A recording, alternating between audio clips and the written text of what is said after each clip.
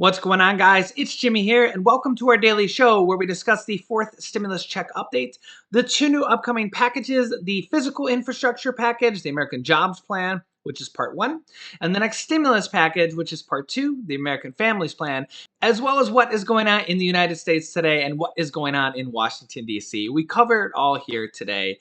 If you're new to the channel, make sure to subscribe down below so you don't miss out on new updates. And don't forget to hit the like button. We got a lot to cover here today. We're going to hear directly from the White House. They're going to give us updates on everything on COVID-19, the new Delta variant, and vaccines that are not doing very well as the ransomware hacks, the new hack that has affected over 1,000 companies, as well as the new infrastructure and stimulus package, as well as if we get time, we'll hear from Mitch McConnell with some surprising words that I was actually not expecting from him regarding the infrastructure and next stimulus package. We got a lot to cover here, so let's jump right in. First, the White House is not really too happy about the Delta variant, as we are seeing rising cases in a lot of different areas across the United States because of the Delta variant, which is a more contagious variant of the virus and more deadly. And the United States has missed its most recent vaccination goal. Here is President Biden. In today's briefing, we discussed how our administration is going to devote the remainder of the summer to a special focus on 5 ways to make gains in getting those of you who are unvaccinated vaccinated. Because here's the deal. We are continuing to wind down the mass vaccination sites that did so much in the spring to rapidly vaccinate those eager to get their first shot and their second shot, for that matter, if they needed a second. Now we need to go to community by community, neighborhood by neighborhood, and oftentimes door to door, literally knocking on doors, to get help to the remaining people protected from the virus. Next up, we will have several updates from White House Press Secretary Jen Psaki, who gave a pretty urgent press briefing regarding the Build Back Better plan, which is really part one and part two of the physical infrastructure package, which are really entering the final stages right now of the negotiations over that. Part one and part two, the next stimulus package, the American Families Plan, the final details of how they're going to put all this together and pass this here, and what is going to be in these next two packages. As you all know, tomorrow the president will travel to Crystal Lake, Illinois, which is located in the district of Congresswoman Lauren Underwood. There he will visit McHenry County College, a community college that has a workforce development program and a child care center, programs which his Build Back Better agenda invests in, and the American Families Plan, we've talked quite a bit in here, has proposals in. As the president presses for the bipartisan infrastructure framework, he's also pressing ahead on a dual track for the full breadth and scope of the Build Back Better agenda, which includes his critical climate priorities and the American Families Plan. The president's Build Back Better agenda provides a once-in-a-generation investment in the foundations of middle-class prosperity, education, healthcare, and childcare, from making education more affordable and expanding key provisions like the child care tax credit to providing economic security through programs like paid leave to families. The president will continue advancing his entire economic agenda to build back better. Congresswoman Underwood, many of you may know, is a registered nurse, health policy expert, and committed advocate for expanding access to high-quality, affordable health care, which the Build Back Better agenda accomplishes by permanently lowering health insurance premiums for those who build coverage on their own, saving families an average of $50 per person per month. As a result, 9 million people would save hundreds of dollars per year on their premiums, and 4 million uninsured people would gain coverage. He'll also, of course, engage with elected officials on the ground. We'll have an update for you as the schedule is being finalized on that. With that, Zeke, why don't you kick us off? You're going to be hearing a lot about these different items here on the screen. 23 or 24 different items that are currently being considered for the next stimulus package, the American Families Plan. This is really just part two, the American Families Plan, the next stimulus package. Part one is the physical infrastructure package, which of course has dozens of their own items as well, mostly roads, bridges, physical infrastructure. There could be some stimulus items in there like broadband, internet credit, a couple different things like that that could end up being in package number one, but mostly physical infrastructure in package number one, but there's dozens of things in there as well. So it kind of shows you how many things go into these bills. But this, we're going to be getting into the home stretch here, and they're going to be negotiating over all these different things of what could be or what might make it into this next package.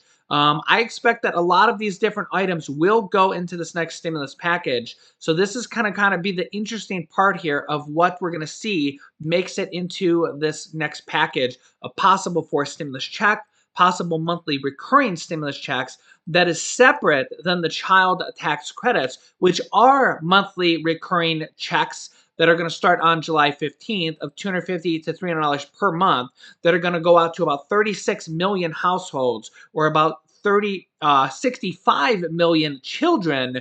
But those are only passed for 1 year. They're looking to extend that till 2025 or even permanently. A lot of Democrats say that this will be a deciding factor for the Democratic Party if they're able to extend this till 2025. It will take over 50% of all children in the United States out of childhood poverty. There's 3 different proposals for Social Security raises, as well as Medicare expansion, which would add 3 or 4 different additional Medicare benefits, including hearing, dental, vision, and hearing aid coverage to Medicare, which Senator Bernie Sanders says 75% of seniors do not currently have, as well as lowering the Medicare eligibility age to age 60 or as low as age 55.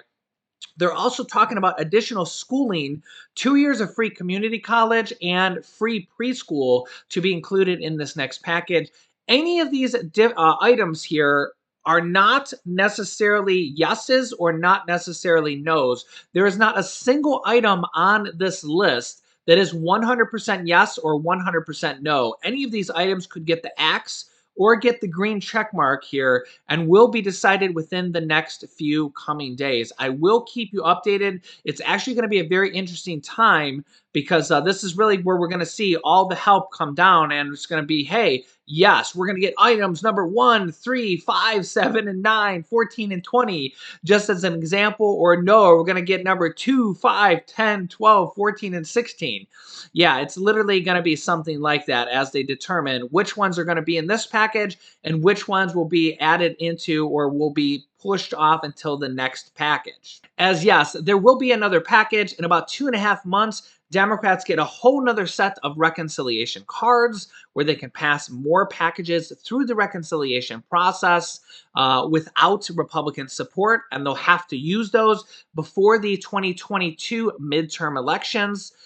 They can still pass bills with Republicans, just like the physical infrastructure package, which they're probably going to pass with Republican support.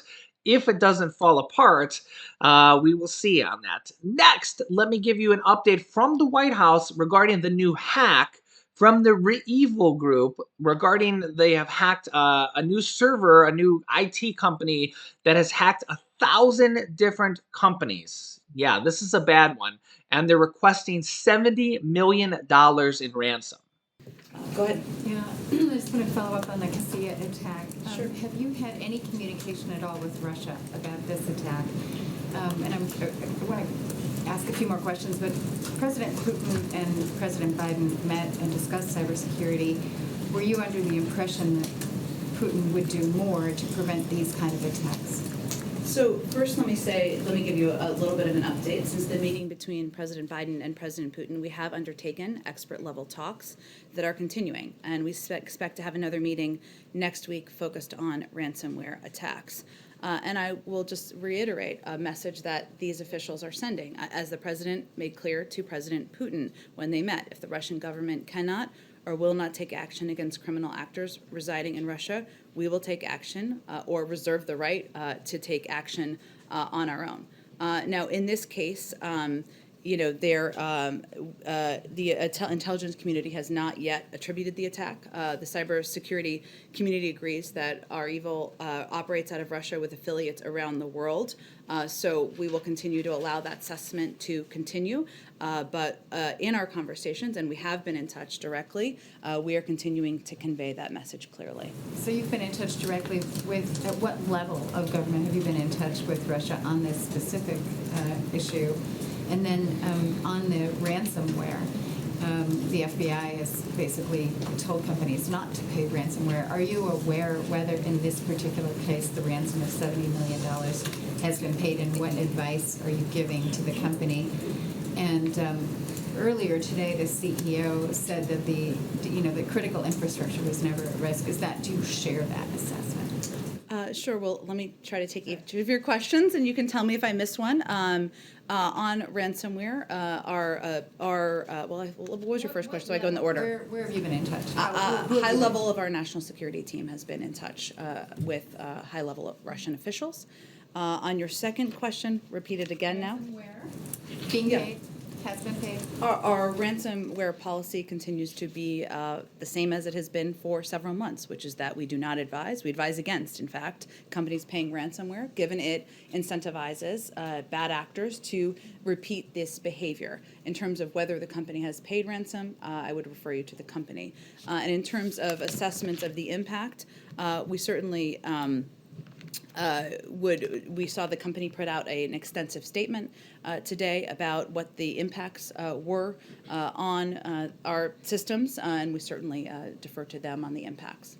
Can I switch gears? We have a story. So organizations like the Chamber of Commerce, the National Association of Manufacturers, the National Retail Federation are gearing up for a big lobbying campaign to lobby against the tax increases that you are proposing.